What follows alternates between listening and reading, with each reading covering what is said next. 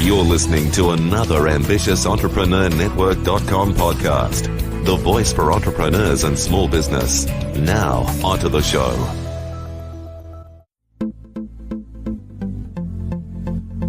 This is Women in Leadership Podcast, featuring success insights from women around the globe. Now, over to your host, Anne-Marie Cross. Hello, it's Anne-Marie. Welcome to another episode of Women in Leadership Podcast. Now, my guest today says, if you are the smartest person that you know, go out and meet some new people. Joining me on today's show is Stefani Boyd. Stefani, she is a broker, a mortgage and loan expert who specializes in helping real estate agents gain an edge in this competitive marketplace. And she has both her real estate and mortgage broker licenses. She's also the CEO of her own corporation. She is a proud Air Force mum. She has 3 sons, 2 granddaughters, and her adorable Pomeranian, Lola. Now, she is passionate about grassroots community outreach and enjoys working with her community to find solutions to help people who are experiencing homelessness in Sacramento. Now, on today's show, Stefani's going to share the importance of diversification, whether that means your investment portfolio or maybe your friend group. She's going to talk about why never giving up is not an option, and time is money, but some of the best things in life really are free. So make sure you don't miss out on the important things because you're chasing that cash, and so much more to the show. Welcome, Stefani. Thank you so much for having me, Anne-Marie. It's a pleasure. You are so welcome. One of the things that I always love to do with guests is give them an opportunity to share an overview, a snapshot, if you will, of the career journey that led them down the path to where they are today. There's so many learnings and insights that we can gain from that. Share a little bit about some of the milestones that led you down the path to where you are today, Stefani. All right. Well, I always like to start out with the fact that I was a teenage mom. I had my oldest son when I was 16. And in fact, I used to go around to my my high school for pregnant moms and give kind of inspirational speeches after I graduated. So I always like to tell the young ladies out there that, if you find yourself in that position, it's not the end of the world. And so what I did from there was I graduated high school 2 years early and went and started taking classes at the community college in my area. Studied criminal justice, and I ended up working as a criminal investigator with the public defender's office, doing defense investigations for about 5 years. That was a little bit hard on my soul. There's a lot of rough, sad situations out there in the criminal defense world. So I got my real estate license and joined my family's real estate company in 2000. And had some ups and downs with that over the past 22 years, to say the least. And last year, I ended up deciding to get my broker's license. So I took the broker's test and started up my own real estate corporation. And most recently, I actually got my insurance license. So now I'll be able to offer insurance that can protect my clients' mortgages if they get hurt or seriously ill. So kind of rounds it out pretty nicely there. Yeah, fantastic. When you look back to even the most earliest of experiences, and maybe through the different roles that you've had you participate and contribute to various projects, do you find that where you are at now, there are skills, strengths, if you will, that have continued to be shaped and leveraged that had you not had that initial experience, you may never have been able to develop that skill, if that makes sense, that it has given you a better all-round understanding and approach to what you're doing today, when you look back on some of those previous experiences? Oh, absolutely, Anne-Marie, definitely. The early experience of being a criminal investigator really opened my eyes to a lot of things in terms of just being able to build rapport with strangers, which has helped my sales career throughout its lifetime. Getting over that initial fear of going up to somebody's door that doesn't know you, isn't expecting you, probably doesn't want to talk to you, and getting them to let you in and, trust you regardless of the circumstances. So, yeah, and it also really gave me an early understanding that really all people from all walks of life have value and, a skill set, and they're all worthy of some attention. Mm. I love also too that you shared right at the beginning that you were a single mum and a mum at a very young age. Isn't it interesting how so often we can find ourselves in that situation or other situations and we almost preempt how our future is going to be? Was it that you always had an approach in your heart that, okay, this has happened. I'm going to find a way through. There's always answers to various challenges and situations that we're in. What was it for you? Because so many of us, we look at a situation that we're in, a challenge, and we almost write ourselves off, but there's always a way through. There's always answers to every single problem. What was it for you? Were you always someone who was quite determined? I think stubborn is a word that has been used to describe me on more than one occasion. Determined is also a nicer way to put it. But yeah, I think a friend of mine recently asked me an interesting question. He said, "How do you eat a whale?" Mm. And I said, "Well, I guess one bite at a time, right?" And he said, "Yeah, with tartar sauce."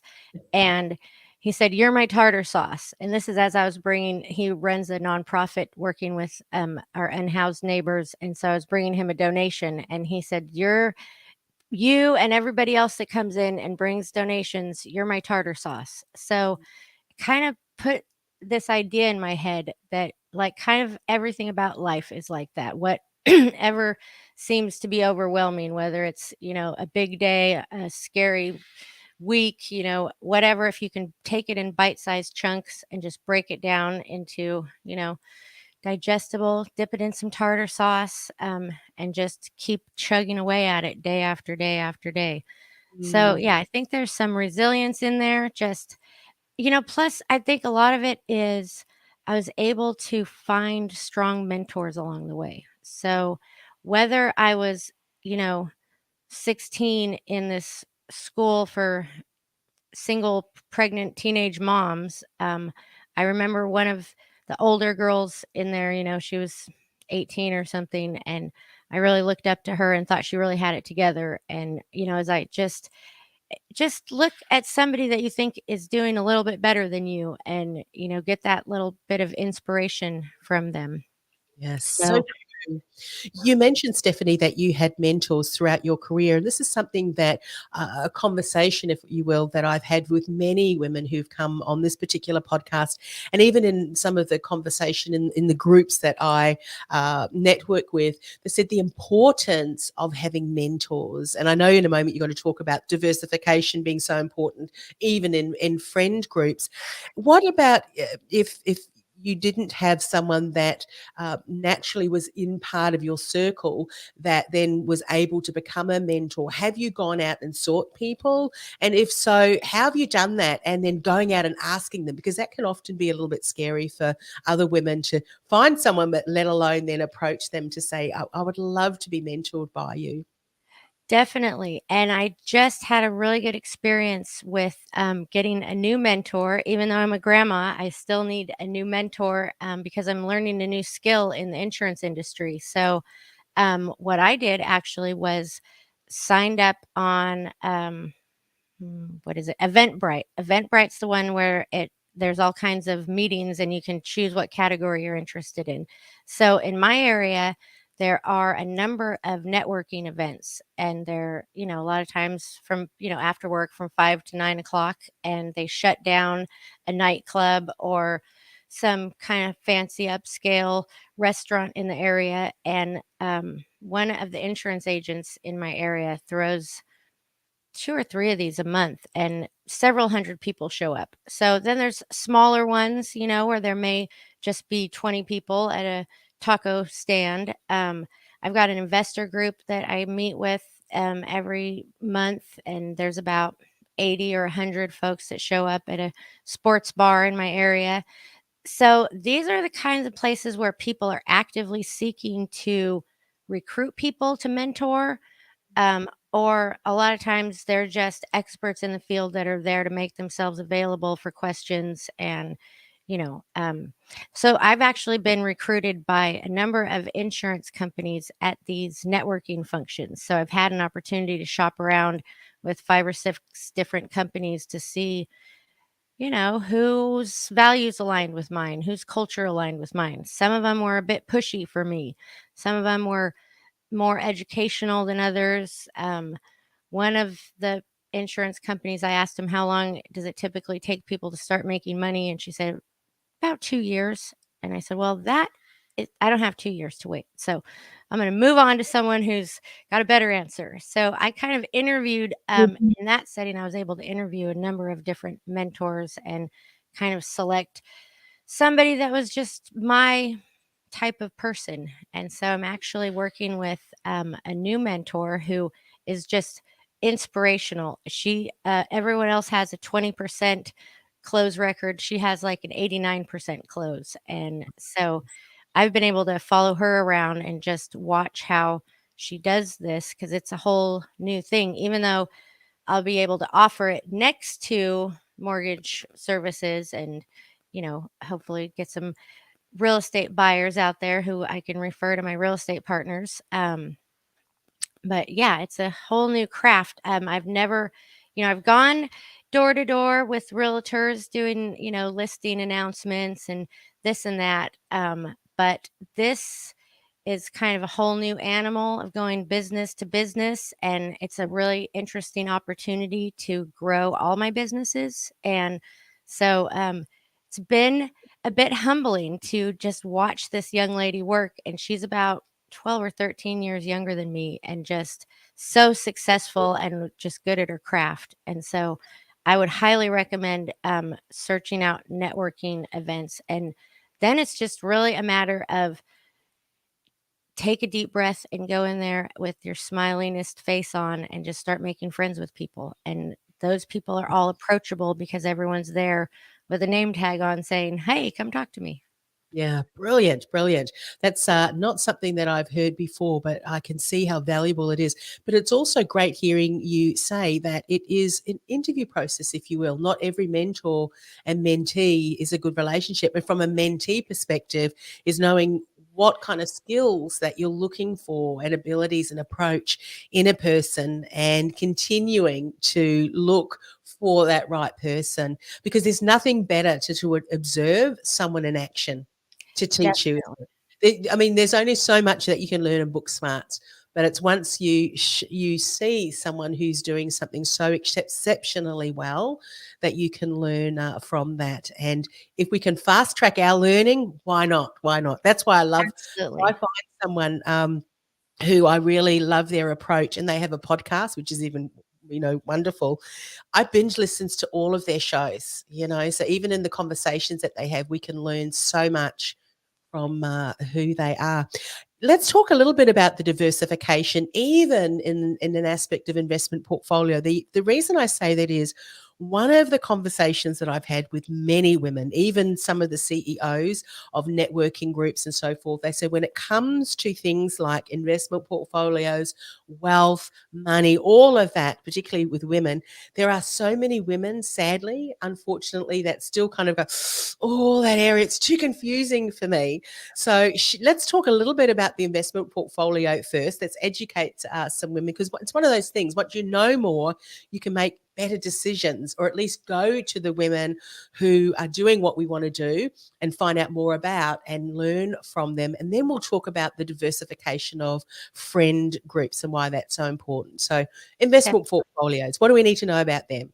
Well, I think the good news is today everything is at our fingertips and it's online. So it's really made easier. You can put a little nest egg in one of these Robinhood type of apps and just kind of dabble. Or, some of my real estate friends are day trading in the daytime. There's Bitcoin and Dogecoin out there. A lot of my real estate partners take a portion of their commission and put it towards cryptocurrency every time. The real estate market has been much more volatile these past couple of years than it typically is. It's usually one of the more stable investments. And it's still stable in that everybody needs a place to live, but these prices and the investors, investors market's getting a bit tougher. In California, for sure, the regulations are tightening up. There are about to be serious tax ramifications for flippers in California if the new laws pass. So yeah, I think definitely the thing to do is just kind of look at your budget and see where you can start dabbling, because some of these new fangled apps the kids these days are making allow you to take, a very small amount of money where you don't need $100,000 to invest and buy stocks or something. You can take your extra $50 at the end of your paycheck and dabble a little bit and educate yourself out there, because there Yeah. are so many opportunities.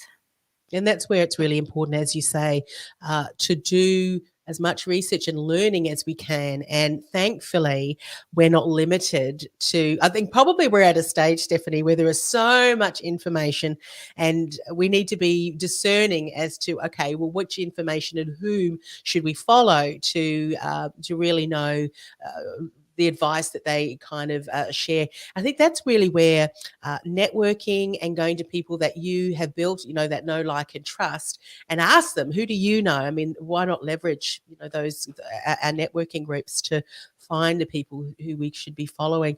I love that. Diversification, I think, is so very important. Not that we need to go in big, but at least have, the eggs distributed, because as you've said, even here in Australia, I think we can be very certain in that there is a lot of uncertainty there. And so often in those instances is not to make big decisions, but rather just see where it's playing out. What are the others doing? What are some of the things that I might need to educate myself on? Yeah, definitely. And one thing I've been learning over the past few months as I get into this insurance thing, a lot of people don't realize that a lot of insurance policies work like savings accounts. And so that's another good way to invest in your future, in your portfolio. Put a little bit into some insurance that has a return of premium benefit, and you're insuring yourself if you get hurt or sick, as well as if you don't, thankfully, at the end of the time period, you get your money back. So there's a lot of interesting ways to protect yourself and put something aside Yeah. And I and think it's just grow. so important, and get curious, ask questions, go and find out from people who are doing that. And just by asking the questions and learning more, I think knowledge can then give us what we need to be able to then make the right decisions. Let's then shift over to diversification of friend groups. Obviously, this has been something that's really important to you. Share some insights, some of the things that you've learned that we may then take that approach and say, okay, do I need to diversify my friend group? Well, I think that, for one thing, lifelong friendships are amazing and fantastic. And some of the people that you went to high school with, you are going to outgrow along the way. So I think that a lot of times we get caught up in a habit of staying with our friend group just because they've been our friend group since high school, or sometimes longer, kindergarten. Some small town friends that, have been there forever and ever. And, maybe you outgrow some of their characteristics over time. Definitely along the way of my life as a teenage mom, I came in and out of some friend groups that were more and less positive than others. So I think it's always a good idea to take a look around. And if you are the smartest, most successful one in your friend group, then it might be time to go get some smarter, more successful friends, because you want people that are going to inspire you to grow, to teach you about, how to manage your investment portfolio. Maybe they're going to give you the name of their financial advisor. And then you just, I think, need to always be open to the possibility of expansion and growth in all areas. Yeah, so important. I love this next point that you want to share a little bit more into, and you've kind of hinted to this as your approach. I have a saying, a personal motto that, okay, this situation has got the ability to either make me or break me. Breaking me is never an option. So what do I need to do to move forward? And so for you, say never giving up, never giving up. Uh, Share a little bit more about why this is so important for you.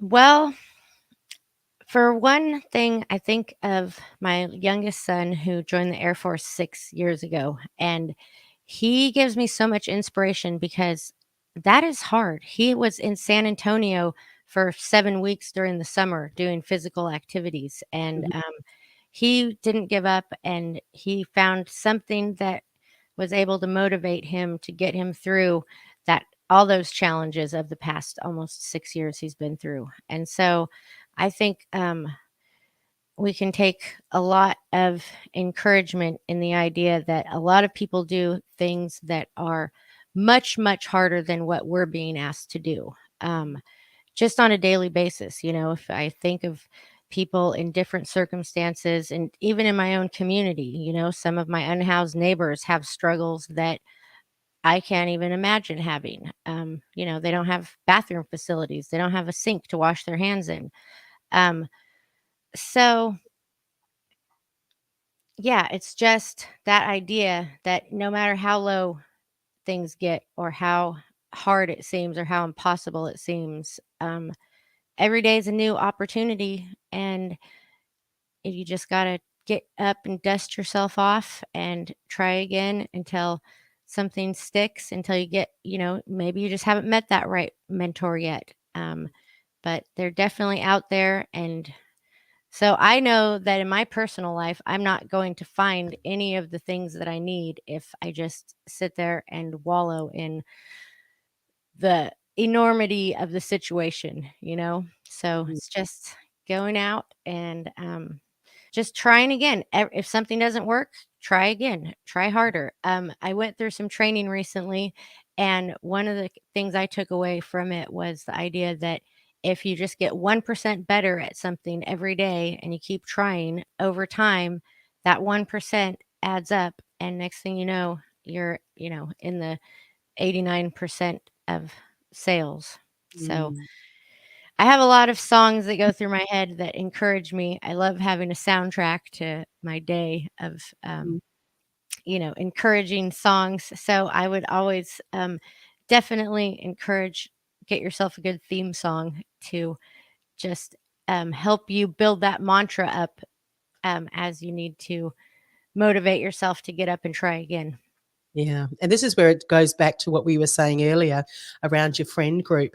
And you can have the certain friend groups that can be empathetic to you, but then there's the friend group that then there's the friends that are empathetic, but then also say, okay, what next? What can you do? Rather than sometimes you can have friends that can continue to validate where you're at, but not kind of hold and push you through, if that makes sense. You don't want to be in the friend groups that's going to add to that. I used to have a friend years ago that used to ring me up and she'd share certain things.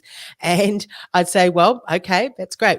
Where do you want to go with this? Because she said, I could give you some, I can be the bounce board of way forward, or is it that you just wanted to release and have a bit of a whinge? Because we all have that. But now, are we ready? Can we switch? Can we do some problem solving on how we move forward in that? And often she go, yep, okay, let's do that. Or hang on, no, I'm still a little bit raw.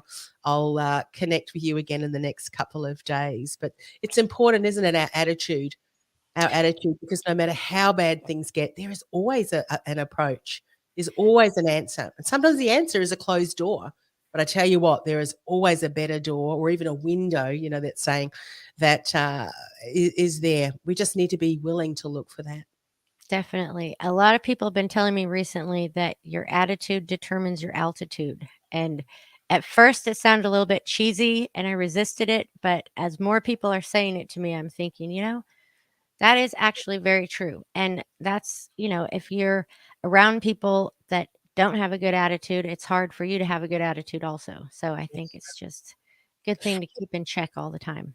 And that stubbornness that you're talking about, you use the word stubborn. You can rephrase that as, kind of tenacious. And often, I don't know about you, I was never born with that gene of, when people say, no, you can't do that. And if it's not illegal, obviously, I'm not talking about illegal things that's going to harm other people and anything like that. But if it's not, it's like, really? Why can't I do that? And it also almost gives me the impetus to go, actually, I can, and I'm going to. And so, I mean, Definitely. sometimes you've just got to look at, who are the people that are speaking into your lives, and don't just take things at face value for what you're being told. Oh, no, that's impossible. There used to be industries that I was part of. This is years ago in the career industry that would say to me, oh, no, Anne-Marie, you can't do phone coaching, because back then many of the tools we use now, I'm showing my age now, weren't around. You only do face to face. And it was like rubbish.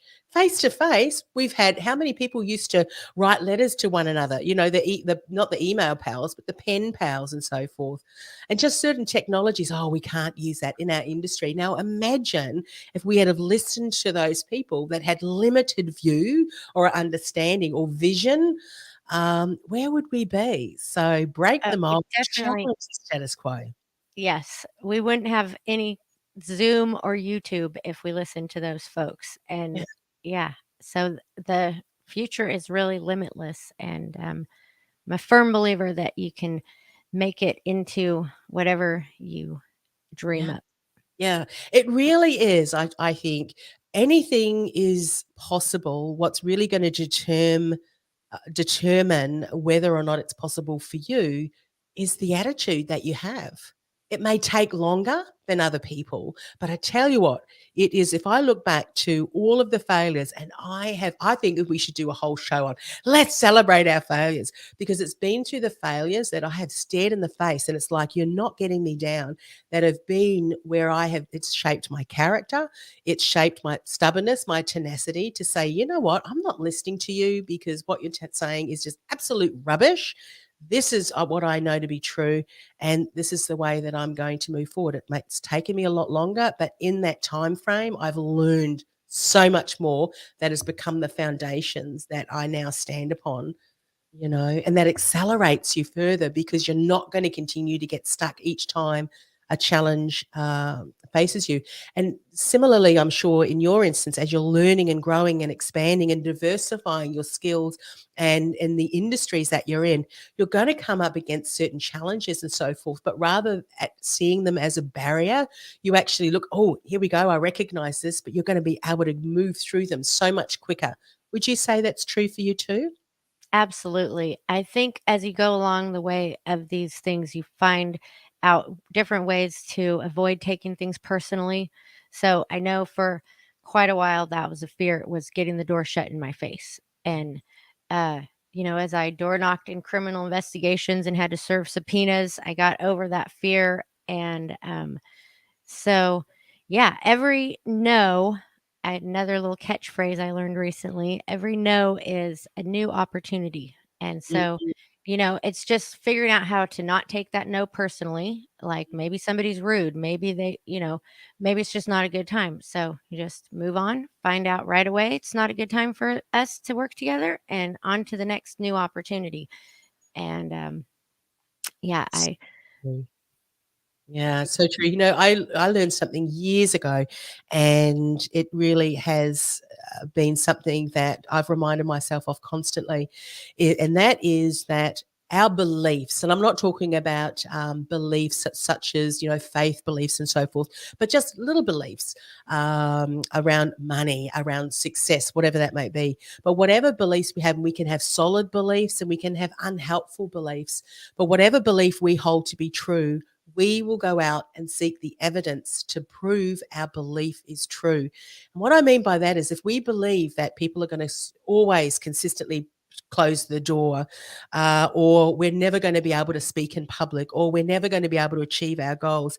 Guess what? We will continue to seek the evidence to prove that belief is true. And by doing so, we're switching ourselves off by seeing the little learnings, the little steps, the little wins, even small, celebrate them all, because it's taking those little steps forward to finally going, you know what, I'm not so uncomfortable speaking in front of a group of people, or, okay, I've had 3 no's. However, as you said, you don't take them personally because you don't know what's going on in someone's life. You never know. That person may circle back and say, you know what, Stephanie, I wasn't ready then, but thank you for leaving your card. I'm ready now. Can we speak? So we really need to be checking in. What are we telling ourselves? And is it helping me move forward, or is it keeping me stuck and solidifying a belief that I really want to break free from because it's not helping me? Definitely. Positive self-talk is really important. And if you can really realistically and honestly listen to what you're saying to yourself, you'll know if you need to develop some new habits in that area.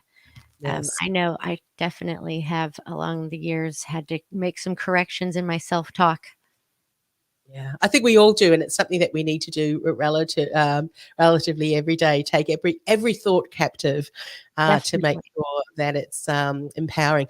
Now, we've kind of touched on this, and well, the time is money, but some of the best things in life are so free.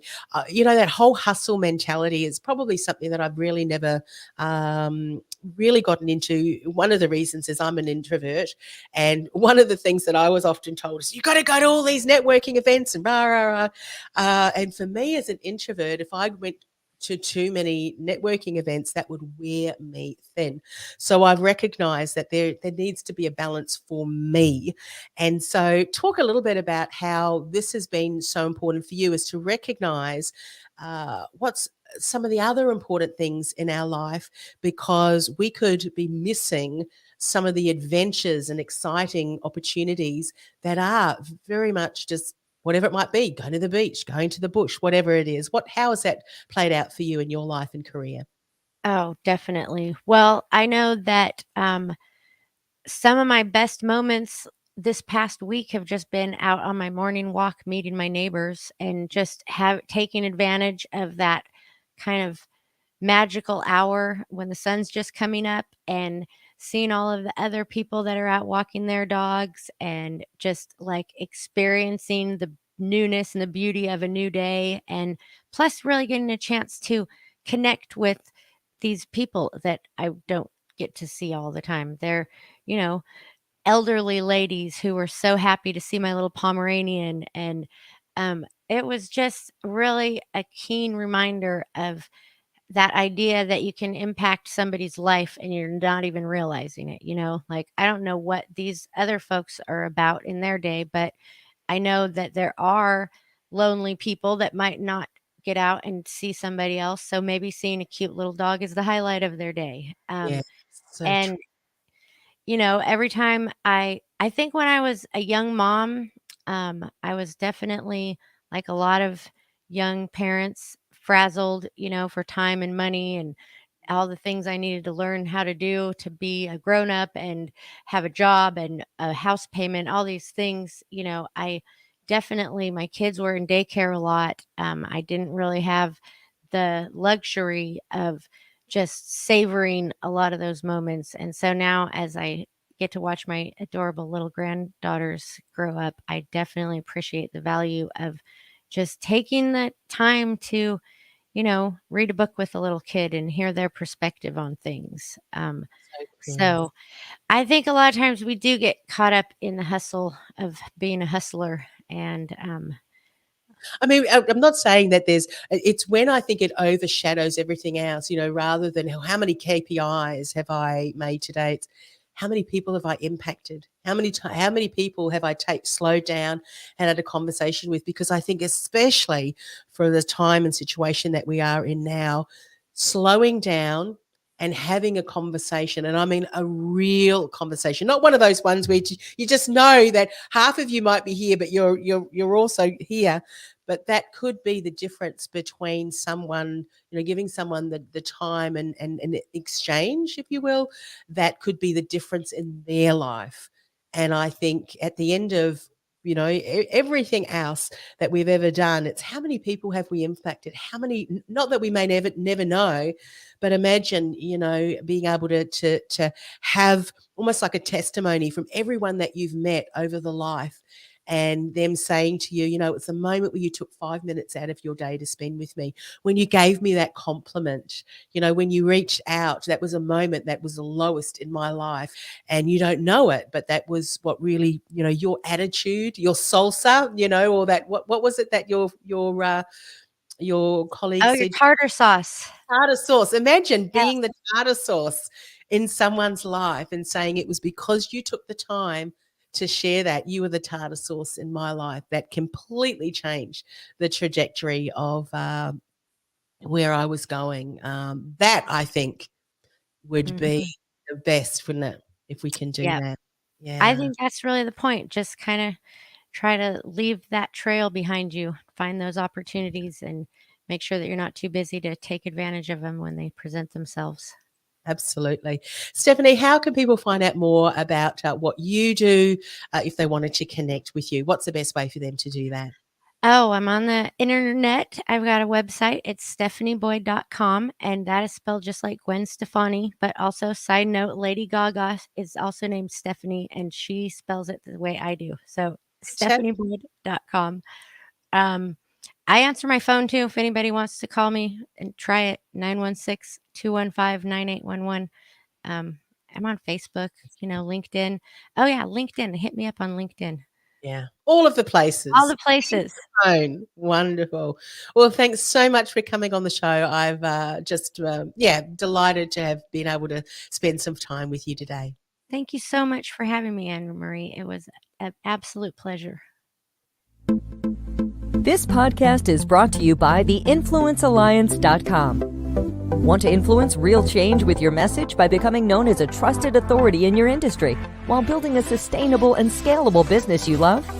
Find out how by accessing our free podcast series at www.theinfluencealliance.com/podcast series. That's theinfluencealliance.com/podcast series.